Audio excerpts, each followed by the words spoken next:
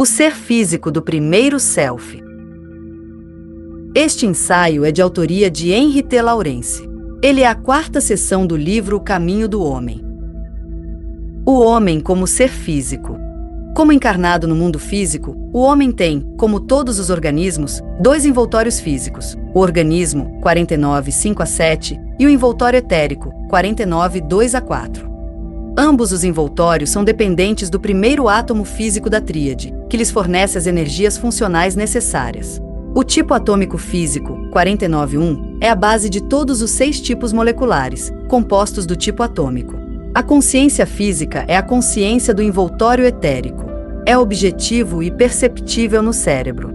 Sempre se faz sentir no organismo com seu envoltório etérico, assim como as consciências emocional e mental em seus respectivos envoltórios. Portanto, o envoltório etérico é o ser físico.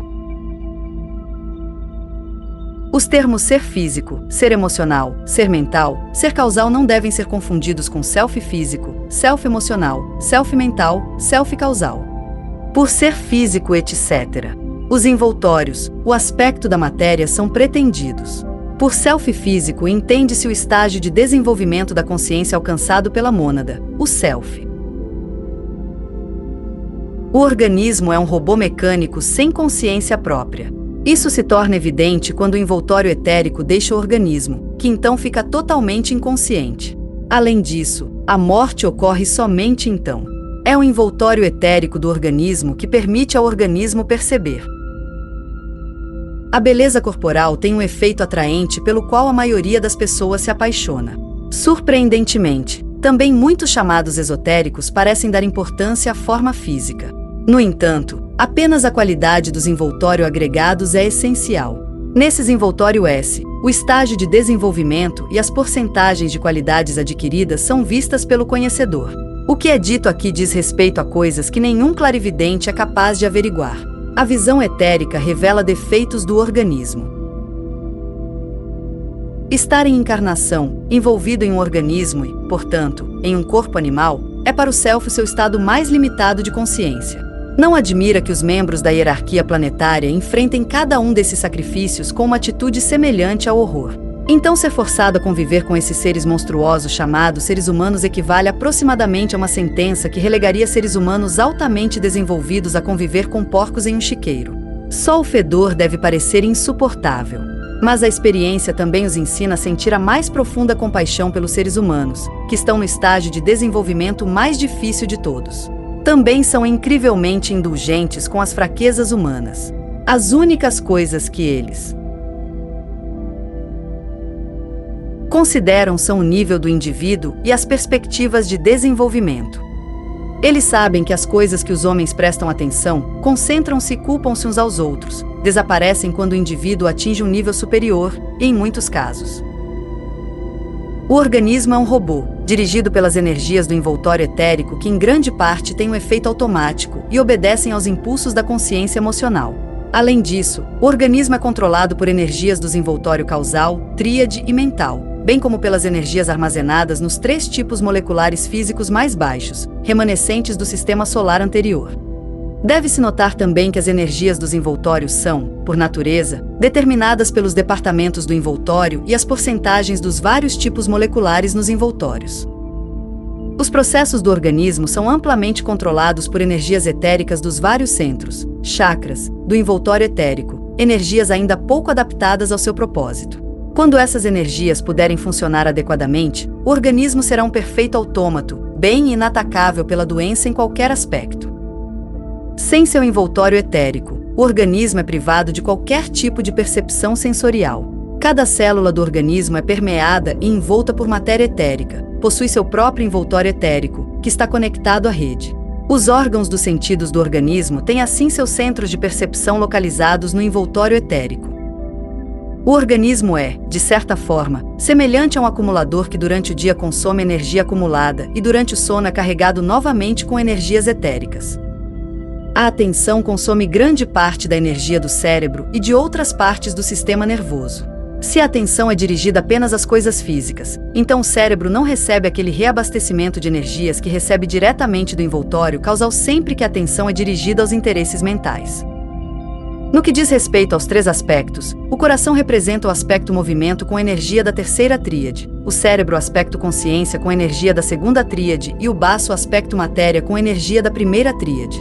A energia vital funciona através do coração e da circulação do sangue, a energia da consciência, através do cérebro e do sistema nervoso.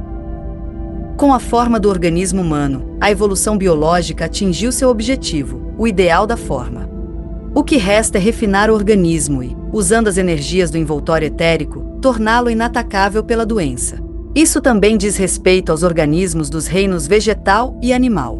Esse trabalho é uma das tarefas futuras da humanidade, porque está totalmente dentro dos mundos do homem, e os problemas correspondentes devem ser resolvidos pela humanidade.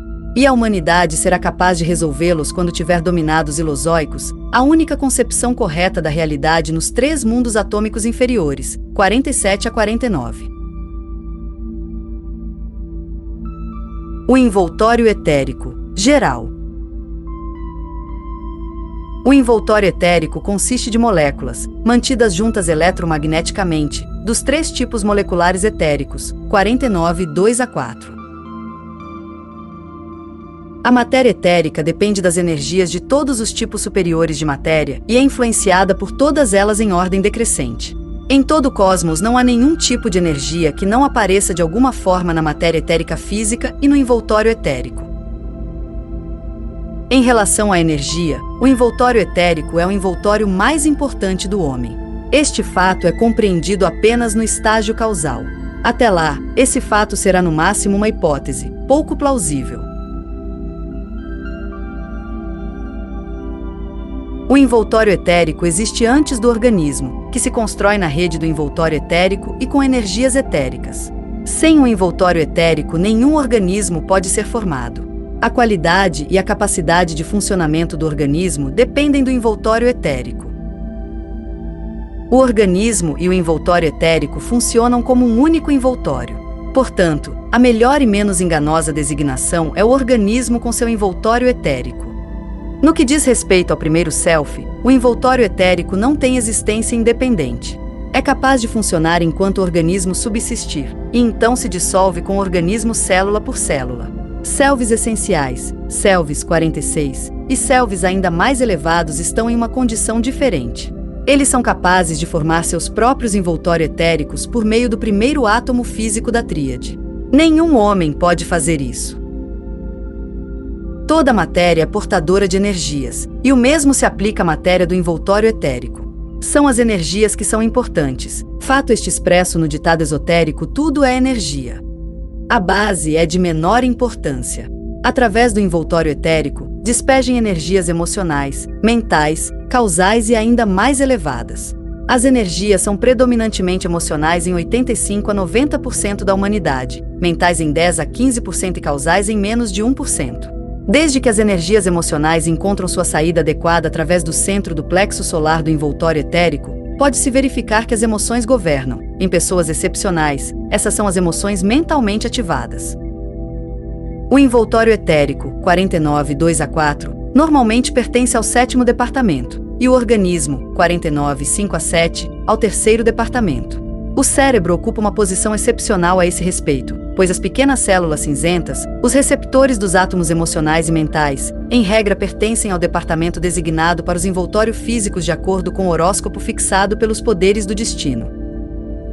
O chamado ectoplasma, que os espíritas experimentam, é uma parte da matéria do envoltório etérico que se desprendeu do organismo. A hierarquia planetária adverte enfaticamente contra todos esses experimentos, pois há um risco muito grande de que o médium cause danos incuráveis a si mesmo.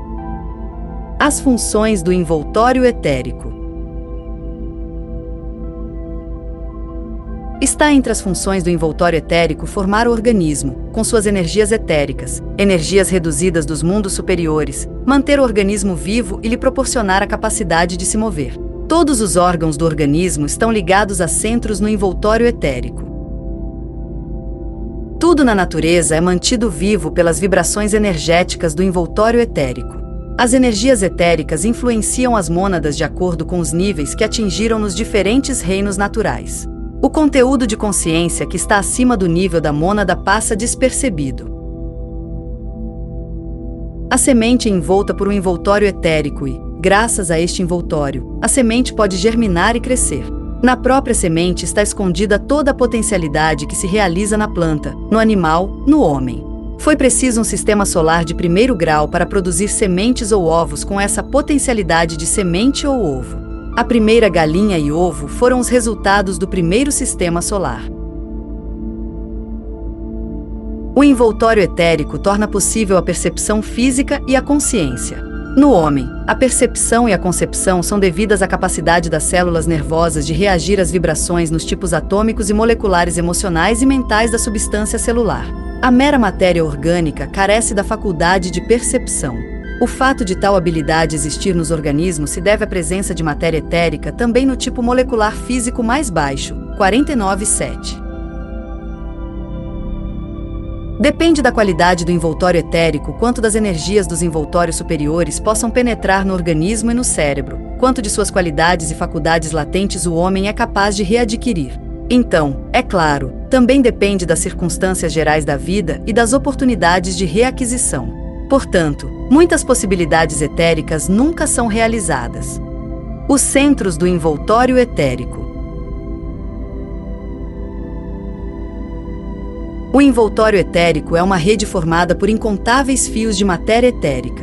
Esses fios, sânscrito, nadis, consistem em moléculas etéricas mantidas juntas eletromagneticamente. Os fios se cruzam e os cruzamentos formam os chamados centros, sânscrito, chakras igual rodas. Quanto mais fios se cruzarem no mesmo lugar, maior será o centro formado. Existem ao todo 7 centros principais, 21 centros distributivos e 49 centros menores. Todos eles funcionam como centros de reação, recepção e distribuição de energias etéricas de incontáveis tipos. Existe uma relação entre os 7 tipos de matéria atômica do Sistema Solar com suas energias e consciências e os 7 centros principais nos envoltórios agregados do homem. Os centros do envoltório etérico abaixo do diafragma são dirigidos pelos 4 tipos físicos superiores de matéria, 49, 1 a 4, por meio do primeiro átomo físico da tríade. Os centros acima do diafragma recebem energias dos mundos 43 a 46 através da segunda tríade. Os 7 centros mais importantes do envoltório etérico do homem são muito diferentes em seu desenvolvimento. Tais diferenças se devem principalmente ao nível de desenvolvimento da mônada. Os 3 centros inferiores são amplamente ativos em todos os seres humanos. Os 4 centros superiores são ativados à medida que o indivíduo desenvolve a consciência em tipos moleculares emocionais e mentais cada vez mais elevados. Quando ele atinge a maturidade orgânica, aos 21 anos, todos os centros são normalmente tão ativos quanto em sua última encarnação. Normalmente, também moléculas emocionais e mentais em seu cérebro poderiam funcionar como em seu cérebro anterior, se tivessem sido trazidas para o cérebro por meio de educação e orientação. Nesta idade é possível que o indivíduo tenha alcançado seu verdadeiro nível e, posteriormente, continue seu desenvolvimento de consciência interrompido. As rodas giram em todos os seres humanos. Quanto maior a rotação, mais alto o nível de desenvolvimento o indivíduo atingiu. Em estágios mais altos, os raios são soltos da orla, sobem, sendo presos ao eixo da roda, e giram, eles também, com rapidez cada vez maior. No estágio da barbárie, o centro do plexo solar, também chamado de centro do umbigo, é o mais ativo. O centro da sobrancelha gira muito lentamente. No estágio da civilização, os centros do plexo solar, garganta e sobrancelha são cada vez mais ativados.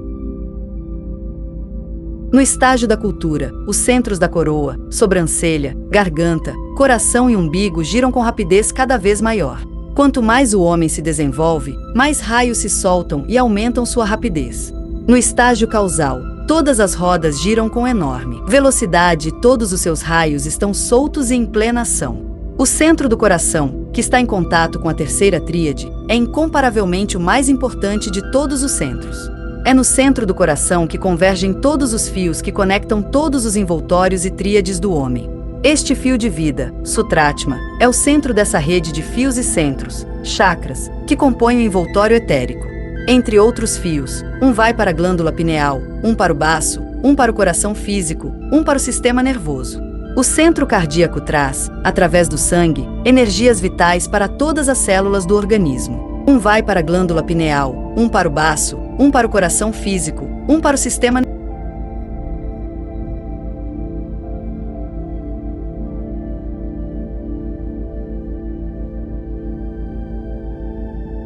O sangue é um suco de um tipo muito especial, e esta é a explicação. Assim, não há nada de misterioso sobre o sangue como Steiner imaginou. O centro coronário está em contato com a segunda tríade e o sistema nervoso. Todas as energias vitais que influenciam o organismo podem ser mal direcionadas através da meditação errônea, e isso é particularmente verdadeiro para os dois centros mais ativos do indivíduo médio, o umbigo e o sacro. Há sempre um risco de superestimulação com consequências deploráveis para os envoltórios emocionais e físicos. A ignorância da humanidade do envoltório etérico. A humanidade não deve saber muito sobre as várias energias do envoltório etérico, pois essas energias são a chave para os poderes sempre abusados que são contados entre os mágicos.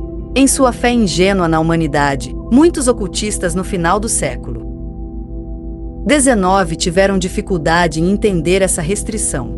O século XX talvez os tenha feito ver que muito poucos indivíduos atingiram o estágio de cultura e adquiriram o amor de todos os seres vivos. Aquele que foi contado sobre esse amor geralmente o confundem com o sentimentalismo imprudente predominante, que é desprovido de bom senso e trouxe tanta miséria. Os homens ainda precisam aprender que as qualidades emocionais mais elevadas da atração não são nada que você simplesmente possui simplesmente porque imita os santos. A autorrealização através do serviço à humanidade, evolução e unidade é necessária. É somente como discípulo da hierarquia planetária que o indivíduo recebe o conhecimento real do envoltório etérico e de suas funções. Através dos métodos pertinentes, o discípulo aprende como usar certas energias radiativas e magnéticas e estabelecer uma conexão direta entre os envoltório etérico e causal. Assim como todos os tipos de formas naturais, não apenas organismos, são cercados por envoltório etéricos. Assim também é o caso de nosso planeta. Segundo dados da hierarquia planetária, as chamadas explosões atômicas danificaram esse envoltório protetor do nosso planeta. A ciência acabará por reconhecer isso quando descobrir a existência do envoltório etérico. Advertências contra explosões atômicas certamente foram feitas, mas os políticos achavam que sabiam melhor. E a humanidade deve arcar com as consequências disso, bem como de outras loucuras que se pensa. O aspecto energético da existência. Em todo o cosmos não há forma material que não seja também uma forma de energia, em última análise, uma molécula ou um átomo. Não há energia sem forma material. Ou, para expressar a mesma coisa de outra forma, a matéria está sempre em movimento. A energia segue todas as expressões da consciência. Esses fatos básicos foram muito pouco estudados. Nem mesmo os teosofistas os esclareceram. Toda energia é originalmente matéria primária ou secundária. As energias primárias transmitem funções mecânicas, funções secundárias e finais. As energias mecânicas são dirigidas por seres em mundos superiores e até agora são finais, apesar de cumprirem suas funções mecânicas. As 7 espirais dos átomos correspondem em relação à consciência e energia aos 7 tipos de matéria em cada mundo. Destas 7 espirais, apenas as inferiores são autoativadas no indivíduo normal. Os superiores podem ser ativados por energias de mundos superiores.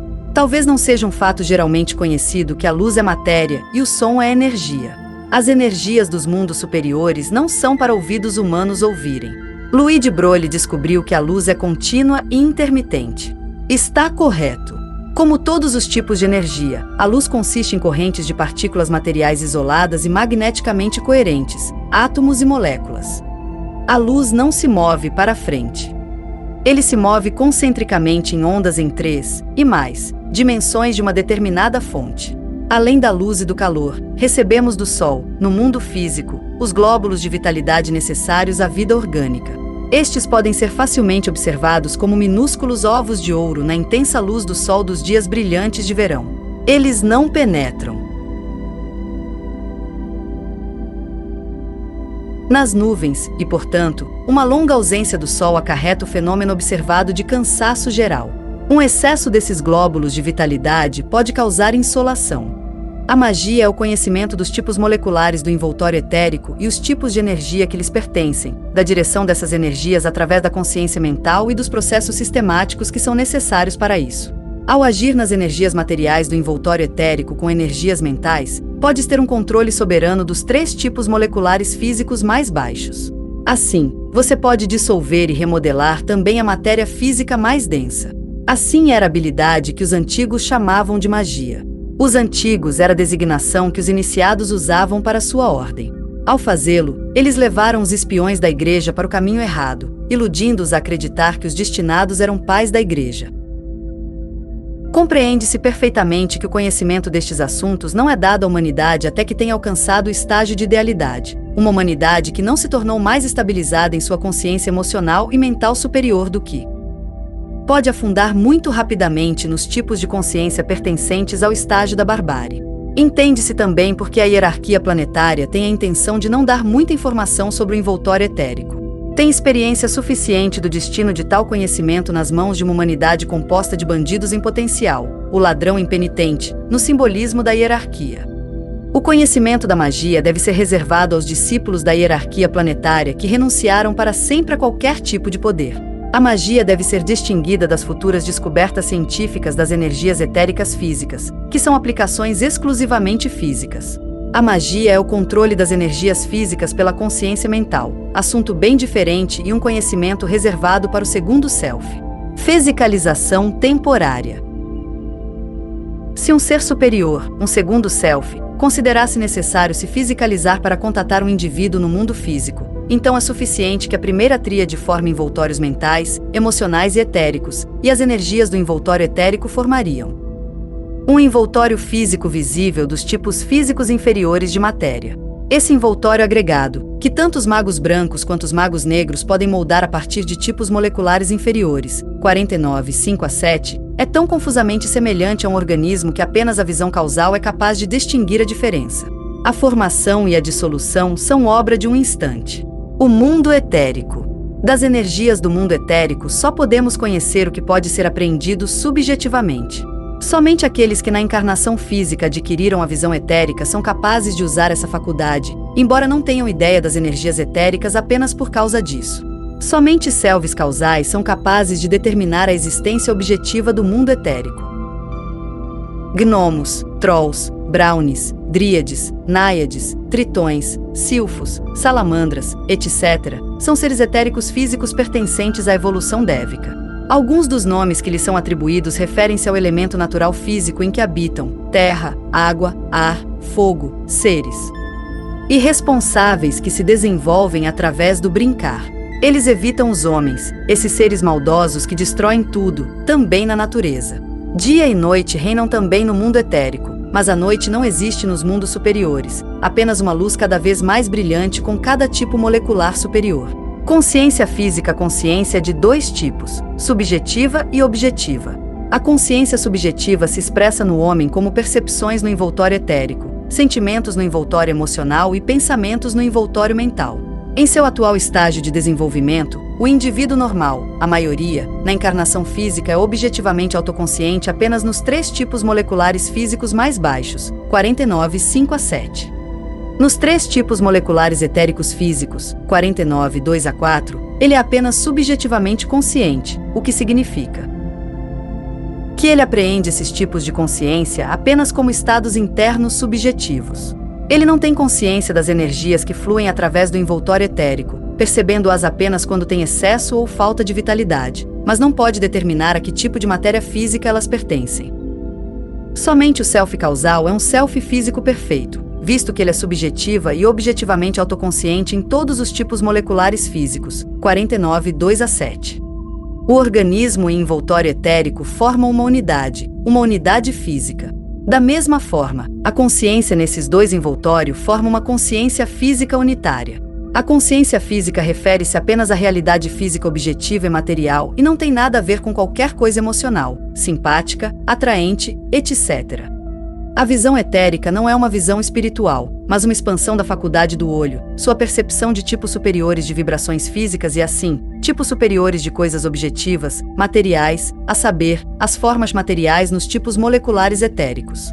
Os vários tipos de visão etérica são exatos dentro de seus domínios e permitem ao homem fazer pesquisas no mundo físico. A visão etérica comete erros tão raramente quanto a visão física normal nos 3 tipos moleculares inferiores. Tipos moleculares inferiores. Assim, a consciência objetiva física etérica não deve ser confundida com a consciência objetiva emocional, a clarividência propriamente dita, que é capaz de perceber formas materiais no mundo emocional por meio da consciência emocional do centro do plexo solar, mas não capacita o homem a pesquisar no sentido científico. Há 4 tipos diferentes de consciência objetiva física etérica, 49 1 a 4. Já existem muitas pessoas que têm consciência objetiva inata nos 2 tipos moleculares etéricos inferiores, 49.4 e 49.3, e seus números aumentarão gradualmente nos próximos séculos. No estágio atual do desenvolvimento da humanidade, o primeiro self não pode adquirir consciência objetiva em 49.2 ou 49.1. A consciência objetiva em 49.2 é adquirida apenas pelo self causal, e em 49.1, somente pelo self essencial, self 46. Segundo os esotéricos, o homem tem 7 sentidos correspondentes aos 7 centros principais do envoltório etérico. 5 desses sentidos correspondem aos que o homem conhece: audição, no tipo molecular 49.5, tato, 49.4, visão, 49.3, paladar, 49.2, olfato, 49.1. Os 2 últimos são desconhecidos da ciência. Outros sentidos discutidos na fisiologia são de outra categoria. Os 7 sentidos dos esotéricos são os básicos e correspondem a centros análogos de consciência e atividade nos envoltório emocional, mental e causal. O indivíduo normal é objetivamente consciente apenas nos 3 tipos moleculares físicos inferiores, 49, 5 a 7. Isso significa que ele pode estudar o aspecto da matéria nesses estados de agregação. Isso também implica que mundos materiais superiores não existem para ele, que ele toma as vibrações desses mundos como sendo apenas percepções subjetivas em seu organismo, que ele ignora a existência, que o que filósofos e cientistas afirmam sobre a realidade que eles não podem estudar objetivamente permanece o ficcionalismo. Os filósofos e os cientistas são fisicalistas e não podem resolver problemas superfísicos. Por muito tempo, eles foram autorizados a desorientar os buscadores do conhecimento da realidade. Como os cientistas não têm consciência objetiva etérica, emocional, mental e causal, eles são incapazes de averiguar fatos nesses mundos. E como eles se recusam a ter qualquer coisa a ver com coisas que não podem explorar por si mesmos, a consequência é que eles não consideram o sistema mental dos ilozoicos pitagóricos com sua descrição da realidade, uma descrição elaborada pelo então Self 46 Pitágoras.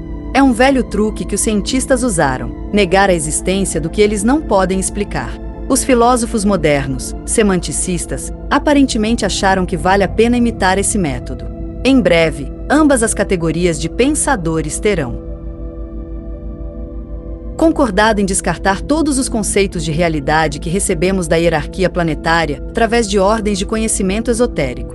Certamente a filosofia sempre foi feita de especulações imaginativas com suposições arbitrárias, mas agora os filósofos especulam com meras afirmações negativas. Eles devem tomar cuidado. Eles vão experimentar muitas surpresas. Muitos selves mentais possuidores de consciência objetiva etérica irão encarnar, e serão feitas descobertas, fotografando o envoltório etérico quando ele deixa o organismo, que deixarão claro para o resto do mundo que especulação filosófica é ficcionalismo. Paul Bjerre, o pioneiro sueco da psicossíntese, foi um dos poucos cientistas que não apenas percebeu, mas também apontou que a crença da ciência de que ela pode explorar a realidade é absurda. Seu argumento, em seu livro Hafstårartin, está de acordo com o ensino esotérico. Ele apontou que era ilusório falar de ciência como está agora. Quanto mais isso é explorado, mais problemas são vistos em números cada vez maiores e inexploráveis. Presumivelmente, mais e mais cientistas percebem isso, mas ficam em silêncio. Eles não querem privar as pessoas imprudentes de sua crença na ciência. É um fato evidente que o ceticismo ganha cada vez mais terreno, também na teologia. À medida que a razão se desenvolve, mais e mais pessoas devem perceber que os dogmas são insustentáveis, mesmo quando não aumentaram seu conhecimento da realidade, mesmo quando não atingiram um estágio superior de desenvolvimento. A ciência ainda não conseguiu explorar mais de 3/7 da matéria do mundo físico. A ciência nunca alcançará o átomo físico, nunca será capaz de explorar mais do que os 2 tipos moleculares etéricos inferiores, 49, 3, 4. As hipóteses e teorias dos Pesquisadores atômicos nunca concordarão com a realidade, a menos que partam das descrições esotéricas dessa realidade. Eles serão forçados a fazê-lo, embora provavelmente não antes de 2025, quando devem condescender em examinar o assunto com a ajuda de pessoas com visão etérica. A ciência médica, pesquisando o organismo, e a ciência psicológica, pesquisando a consciência no organismo, lidam com funções que são automatizadas pelas energias etéricas, mas não têm ideia do que é essencial nisso, a saber, as energias que tornaram possível e ainda tornam possível que os organismos existam. A teoria da mutação biológica, que suplantou a hipótese de Spencer da hereditariedade das qualidades adquiridas e apresentou a evolução biológica como produto de eventos aleatórios, mostra os limites do julgamento possível para a biologia. A mutação é um efeito da adaptação do organismo às condições materiais em mudança imperceptível que agem sobre qualidades latentes, e também um efeito do despertar lento da consciência, sendo estas causas que os biólogos são incapazes de determinar. A outra, evolução além da biológica. Esse é o desenvolvimento da consciência atômica, que só os esotéricos podem explicar. Os esotéricos têm 5 provas de que seu sistema está de acordo com a realidade. Em Lawrence, eles são apresentados em O Conhecimento da Realidade. Essas provas são totalmente convincentes para os esotéricos, e mais do que as provas dos filósofos e cientistas de tais hipóteses e teorias que não são baseadas exclusivamente em fatos que são fisicamente verificáveis. A fim de evitar uma confusão de ideias, raças, quarta e quinta raça raiz, e indivíduos devem ser distinguidos. A quarta raça raiz é chamada de emocional e a quinta de raça raiz mental, apesar do fato de que muitos selves mentais estão encarnados na quarta raça raiz e muitos selves emocionais na quinta raça raiz. Os negros pertencem à quarta raça raiz. Alguns ocultistas afirmam que são da terceira raça raiz, mas estão errados. A terceira raça raiz é composta pelas raças pigmeus, etc., que, assim como os macacos antropóides, serão extintas dentro de 10.000 anos. Deve-se salientar que a primeira raça raiz foi totalmente etérica, desenvolvida simultaneamente com a vida vegetal em nosso planeta, e precedeu o desenvolvimento da vida animal. A sexta subraça da quinta raça raiz está em formação. Não nascerá em algum determinado continente, mas já existem indivíduos dela em todas as nações civilizadas. A sexta raça raiz nascerá da sexta subraça da quinta raça raiz, não, como Lead Biarter proclamou, daqui a 700 anos, mas em vários milhares de anos. Além disso, nada é decidido sobre isso. Sono. O sono pesado indica que o envoltório emocional, com envoltórios superiores, deixou o organismo com seu envoltório etérico. Há 2 saídas para o envoltório emocional: o centro do plexo solar no caso dos espíritas e o centro coronário no caso dos que podem colocarem-se no que os yogis chamam de samadhi, a liberação dos envoltórios físicos. No que diz respeito à maioria das pessoas, o envoltório emocional fica próximo ao organismo em uma espécie de estado meio onírico. No caso de pessoas emocionalmente despertadas, ela pode se movimentar livremente no mundo emocional. Certos indivíduos, os chamados médiums, são capazes de emprestar seus organismos com seus envoltórios etéricos a outros selves emocionais, fenômeno frequente nos meios espíritas. Esses selves emocionais, seres humanos no mundo emocional, não sabem mais do que aprenderam na vida física e o que possivelmente aprenderam com outras pessoas no mundo emocional, e esse fato deve esclarecer o valor de suas comunicações. Sonhos podem ser recebidos de todos os envoltórios do homem e podem ter as mais variadas causas. As teorias dos psicanalistas sobre o sonho são produtos da tendência inextirpável da ignorância da vida de fabricar teorias. Os sonhos podem ser decorrentes de fenômenos no organismo: envoltório etérico, envoltório emocional, envoltório mental e subconsciência da tríade. Somente os selves causais são capazes de determinar a causa em cada caso particular. A conexão entre os envoltórios não é rompida quando o envoltório emocional durante o sono deixa o organismo. Uma das muitas funções do algoides é ligar o centro cardíaco do envoltório emocional ao do envoltório etérico no momento do nascimento. O envoltório emocional já está então envolvido pelo envoltório mental e pela parte encarnante do envoltório causal, o envoltório da tríade. O envoltório etérico deve ser formado antes do organismo, pois o organismo é construído sobre os fios de energia, nadis, do envoltório etérico. Disso não se segue, porém, que o crescimento do feto prossiga como pretendido. Se o desenvolvimento fetal não foi em todos os aspectos de acordo com a lei da colheita, as forças da natureza nem sempre funcionam como pretendido, então o algoides pode, ao nascer, recusar-se a prender o fio da vida, Sutratma, ao centro do coração do envoltório etérico, e a criança nasce morta. Ainda há poucos dados da hierarquia planetária sobre a gênese do envoltório etérico. Sabemos que, no que diz respeito aos indivíduos em estágios superiores, as autoridades da encarnação moldam cuidadosamente os envoltórios etéricos desses indivíduos, com uma visão especial da lei do destino, o desenvolvimento da consciência do indivíduo, e que o horóscopo é fixado em todos os detalhes. Isso não se aplica aos estágios inferiores, no entanto, que devem ter todos os tipos de experiência, o que deveria implicar que as autoridades superiores não se preocupam nem com os envoltórios etéricos nem com os horóscopos desses indivíduos.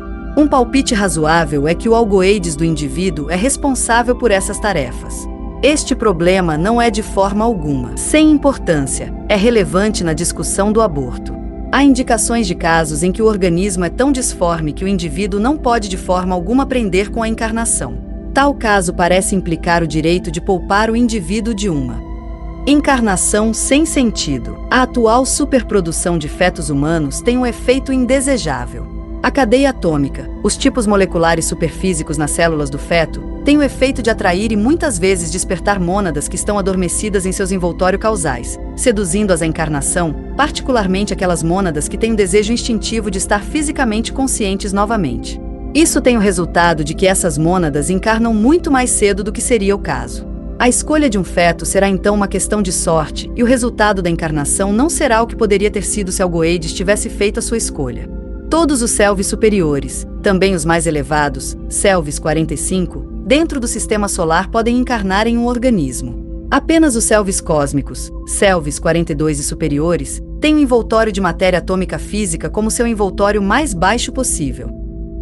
Contra nossas enormes autoridades científicas modernas, o esotérico sustenta, em vão, é claro, que a ciência não pode decidir quando um homem está realmente morto. Ainda assim, eles não parecem saber que um homem não está morto simplesmente porque parou de respirar e seu coração parou de bater. Ele está morto somente quando seu envoltório etérico finalmente deixou o organismo e o fio da vida, o sutratma, foi rompido, o fio que conecta o centro cardíaco do envoltório etérico com os centros cardíacos dos envoltórios superiores. Então nem mesmo um self cósmico é capaz de ressuscitar aquele homem. Enquanto o envoltório etérico não tiver saído do organismo, porém, o homem tem plena consciência do que está acontecendo ao seu redor. Por exemplo, ouve tudo o que é dito, embora seja incapaz de reagir de forma alguma. O processo de morrer não é de forma alguma o procedimento simples que a ignorância pensa, mas sim um procedimento problemático. Além disso, pode ser bastante desagradável, como aparece nas instruções dadas para facilitar a separação dos dois envoltórios físicos. Leva algum tempo até que os centros do envoltório etérico sejam liberados de sua ligação com o sistema glandular do organismo. Os centros do envoltório emocional tenham sido liberados da coalescência com os do envoltório etérico e a consciência física tenha cessado de funcionar. O único sinal de morte totalmente seguro é que a decomposição começou. Via de regra, leva 12 horas para que o envoltório emocional com envoltórios superiores extraia o envoltório etérico do organismo. Em casos extremos, leva 36 horas ou até mais. Os suicidas, em particular, podem manter seu envoltório etérico em seu organismo por até uma semana e, assim, estar cientes do que está sendo dito e feito com eles. Blavatsky alertou as pessoas ao seu redor em Nova York para não enterrá-la, mesmo que ela parecesse morta por 14 dias. Seu envoltório emocional com o envoltório mais altos estava ocupado com outros negócios. A única atitude pessoal correta para com a própria transição do mundo físico para o emocional é aguardar a entrada com alegre expectativa. Encontramo-nos com aqueles que realmente nos amaram e que desejamos ver novamente, exceto aqueles que já passaram para o mundo mental. A vida física é a mais importante.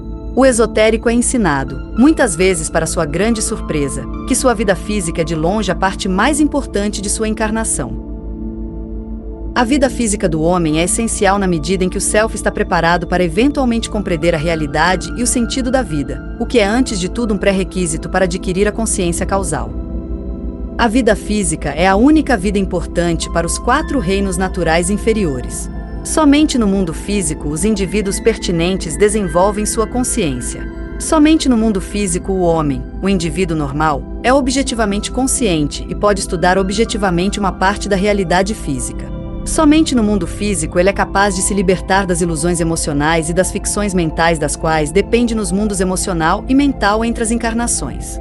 Somente no mundo físico ele pode adquirir as qualidades e habilidades necessárias para entrar no próximo reino superior, o 5º.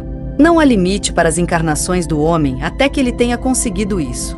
Não é uma questão de viver sua vida de novo. Ele tem em cada nova encarnação um novo primeiro self, um novo envoltório de tríade e novos envoltório de encarnação, que nada sabe de nenhuma encarnação anterior. Ele é como se fosse outro indivíduo em cada vida.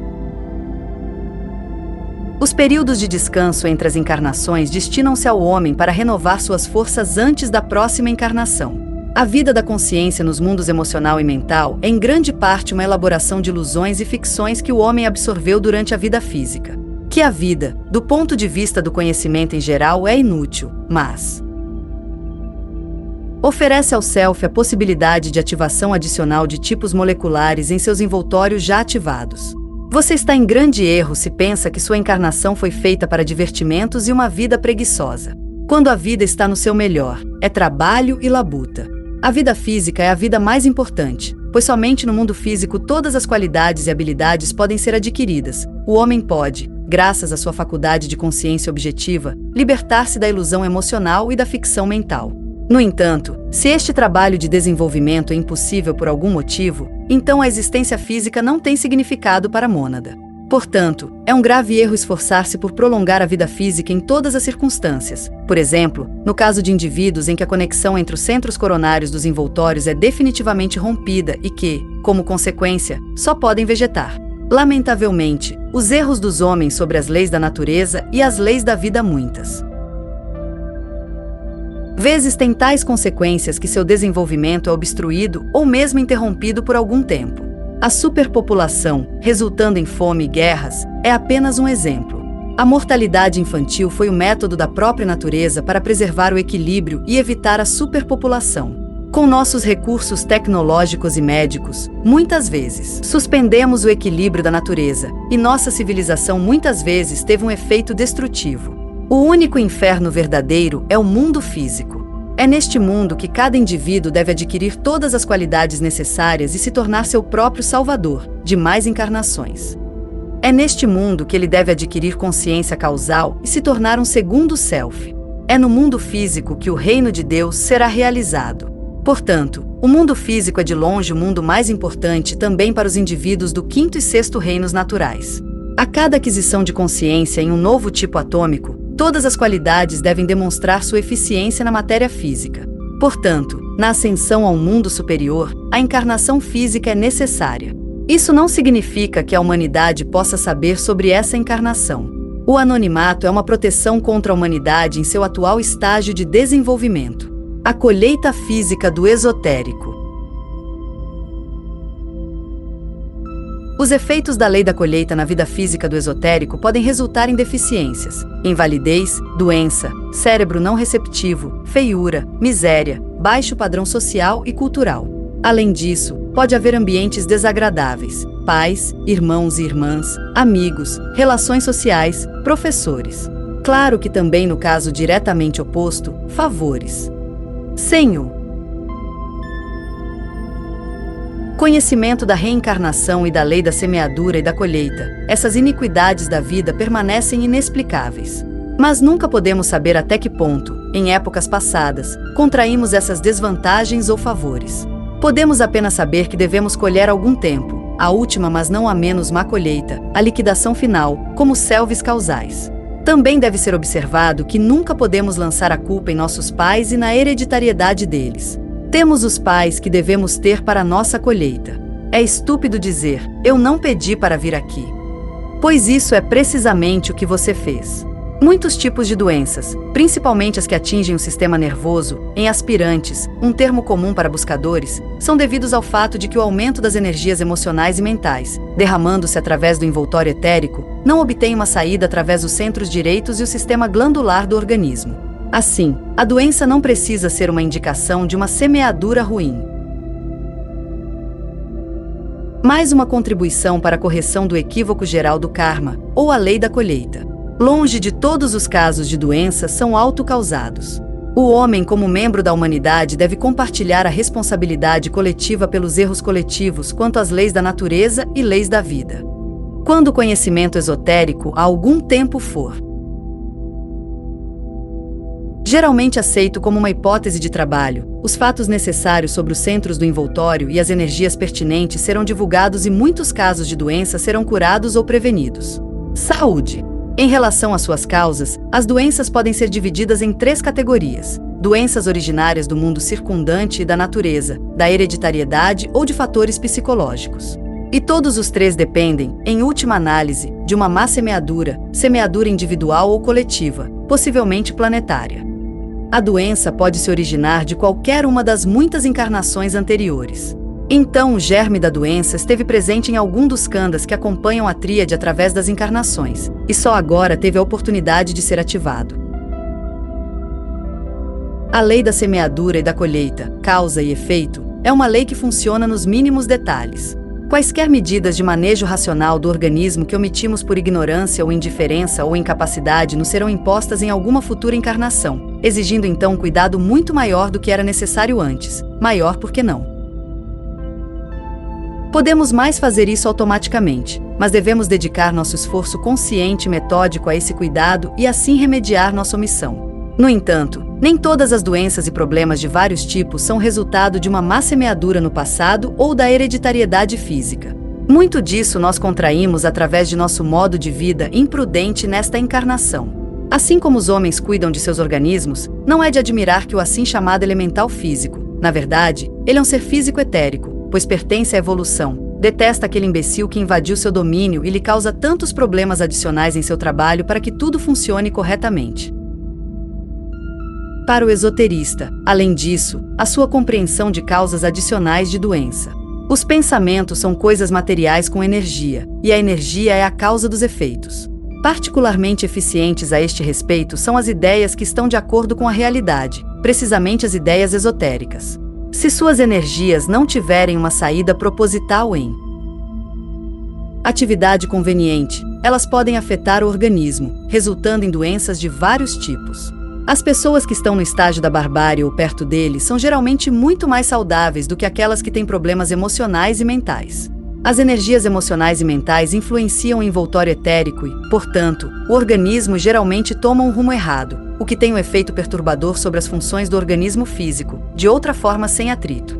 O costume de enterrar cadáveres humanos com todos os seus germes de doença, bem como o costume de adubar a terra com excrementos humanos, teve o efeito de que a terra fica completamente envenenada. Hoje em dia também a água está envenenada, pois as fezes são lançadas em lagos.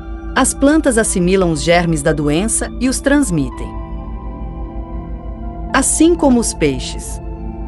Quando, em algum momento no futuro, a ciência perceber esse fato, a cremação será obrigatória e os dejetos humanos serão neutralizados em fábricas especiais.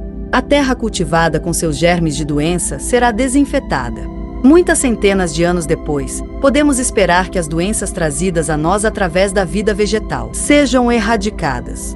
Tão completamente envenenada está a humanidade pelas 3 doenças básicas: câncer, sífilis e tuberculose. Sífilis e tuberculose já existiam nos lemurianos, a terceira raça raiz, que a causa básica de todas as doenças está nessas 3 tendências latentes no organismo. DK, este é, naturalmente, um facto que a ciência é totalmente incapaz de apurar. Existem entre os ocultistas tantas noções falsas sobre as causas das doenças do organismo, de quais tipos de céus superiores são imunes a doenças, etc., embora não selves causais. Pode-se dizer que a terapia esotérica inclui homeopatia, luz, cor e terapia de som. Todos esses métodos estão corretos em princípio, mas ainda estão em fase experimental. Os antigos chamados remédios caseiros, que antigamente eram usados para curar todo tipo de doença e que foram preservados ao longo das gerações, consistiam na maioria das vezes em usar os recursos médicos do reino vegetal. Esse conhecimento veio originalmente das ordens de conhecimento esotérico fundadas por membros da hierarquia. É mais uma vez repetir que todo verdadeiro conhecimento se encontra na hierarquia planetária e chegou à humanidade a partir daí. A cura esotérica pressupõe a consciência causal, que, entre outras faculdades, também implica a capacidade de julgar a natureza da doença, sua localização no envoltório etérico, quais centros estão engajados, e o organismo, a capacidade de julgar quais energias devem ser usadas e a capacidade de acompanhar o processo de eliminação. A cura esotérica não deve ser confundida com as fantasias emocionais dos ocultistas. Você não pode curar pessoas doentes através da afirmação intensiva do poder divino ou com correntes de amor. São as energias da segunda tríade que, através do envoltório causal, energizam as 3 unidades da primeira tríade e mantêm tudo funcionando. Se as energias da segunda tríade não forem usadas convenientemente pela primeira tríade, surgem atritos que têm o efeito de que as correntes de energia tomem o rumo errado. Então, os centros do envoltório etérico não recebem as energias certas ou nenhuma energia. A doença é o resultado quando o organismo não pode enfrentar adequadamente os ataques hostis de fora, mas é vítima deles. Foi dada pouca atenção às energias dos vários envoltórios e muita atenção foi dirigida apenas ao aspecto da consciência. O aspecto energético é pelo menos igualmente importante. No entanto, as energias descem para os envoltórios inferiores dos superiores e, finalmente, para os centros do envoltório etérico e para o sangue, os sistemas nervoso e glandular do organismo. É nos centros do envoltório etérico que as energias são divididas para distribuição. Até que o homem seja capaz de observar objetivamente e perceber subjetivamente essas energias materiais, ele não será capaz de direcionar as energias convenientemente para suas próprias esferas de atividade, e assim elas muitas vezes tomam o rumo errado, o que causa doenças no organismo. Quanto mais alto nível ou mais vitalizados os departamentos nos envoltórios, mais fortes são as energias e maiores são seus efeitos. Muitas vezes se perguntou por que indivíduos altamente desenvolvidos devem ser afligidos por todo tipo de doença. Eles não possuem o conhecimento das energias e a percepção de como usar as energias. O discípulo é ensinado a usar suas energias mentais e emocionais da maneira correta e não por meio de aspiração e ativação violentas, drenando energias que ele não usará corretamente. As energias não podem ser armazenadas nos acumuladores das células mais que uma certa quantidade. O excedente procura uma saída de acordo com a lei da menor resistência e irrompe onde encontra menor resistência e onde há disposições para fraqueza. A fraqueza geral inata é devida a alguma condição anormal da conexão entre o organismo e o envoltório etérico.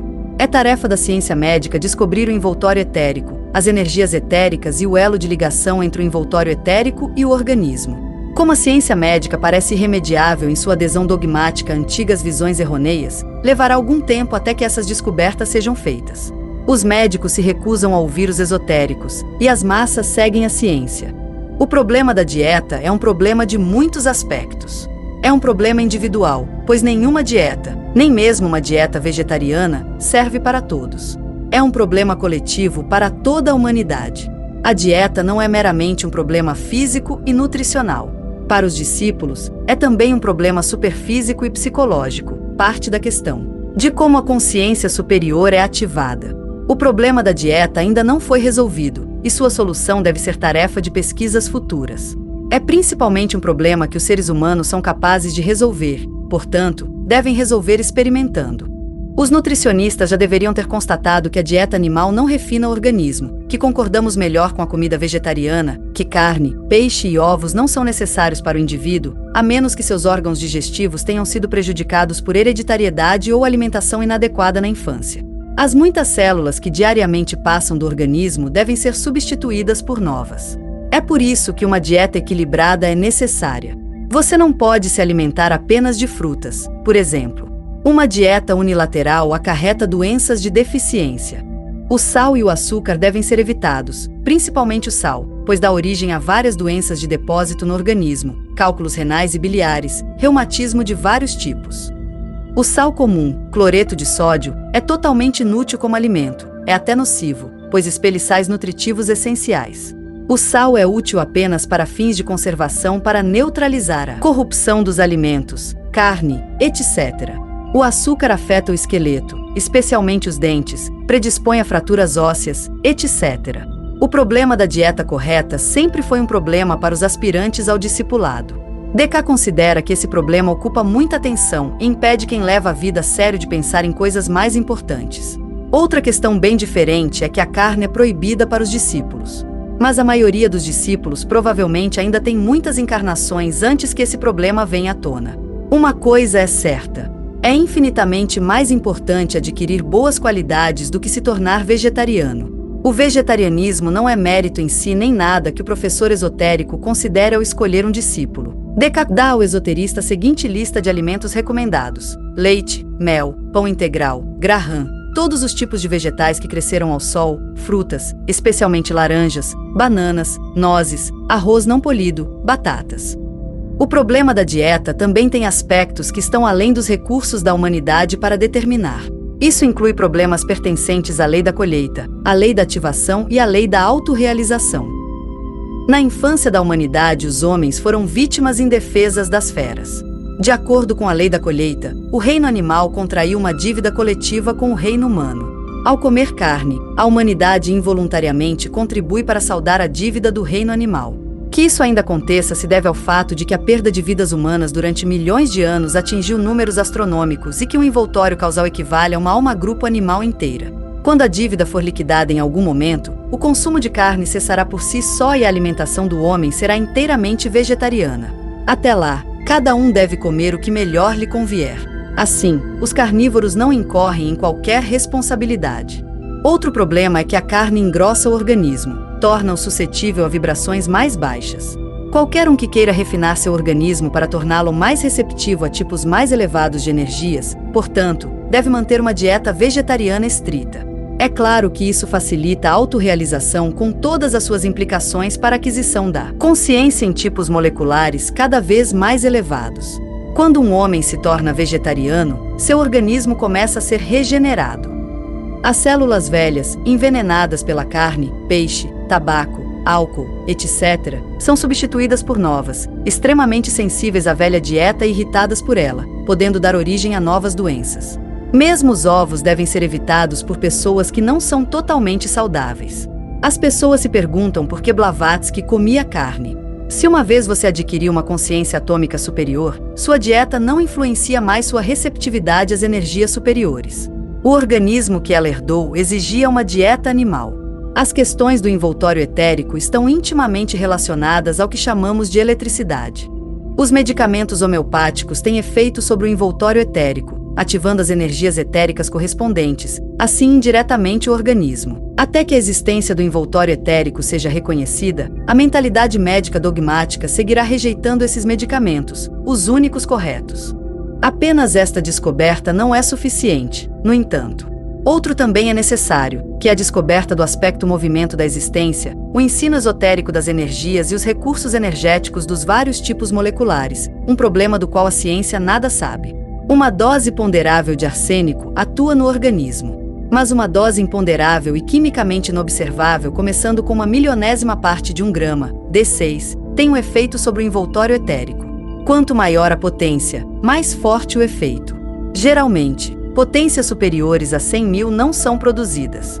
Antigamente, porém, havia quem fabricasse a potência de 1.000.000 e afirmasse que seu efeito era o mais forte, muito provável, pois as vibrações ou frequências mais altas do envoltório etérico são inconcebíveis para nós. A pele é permeada por fibras nervosas que conduzem eletricidade. Ao entrar em contato com a pele, os medicamentos homeopáticos podem ser descarregados, como pode acontecer repentinamente com as baterias elétricas no estojo correspondente. A potência mais alta é produzida a partir de uma mais baixa através de uma longa agitação, de preferência por meio de uma máquina de agitação elétrica. Por exemplo, você coloca uma colher de sopa cheia de pílulas D6 junto com pílulas de açúcar puro em um frasco de 100 gramas para que você o encha até 2/3. Em seguida, você adiciona uma colher de chá de destilado puro e agita a garrafa.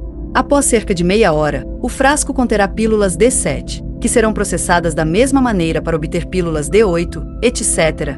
A mesma garrafa não deve ser utilizada para a fabricação de diferentes potências. É inevitável que a ciência considere todo esse procedimento como superstição e farsa. A ciência só a compreenderá quando for capaz de averiguar a existência do envoltório etérico e a transferência de energia latente. Para entender a numeração do sistema ilozoico, basta acessar o site ilozoismo.net e já na primeira página clique no item Universo Ilozoico. O texto acima constitui o ensaio Ser Físico do Primeiro Self de Henry T. Lawrence. O ensaio é a 4ª seção do livro Caminho do Homem, de Henry T. Lawrence. O texto é uma tradução do sueco por Lars Adelskog. A tradução original, feita em 1997, foi revisado por Lars Adelskog em 2013.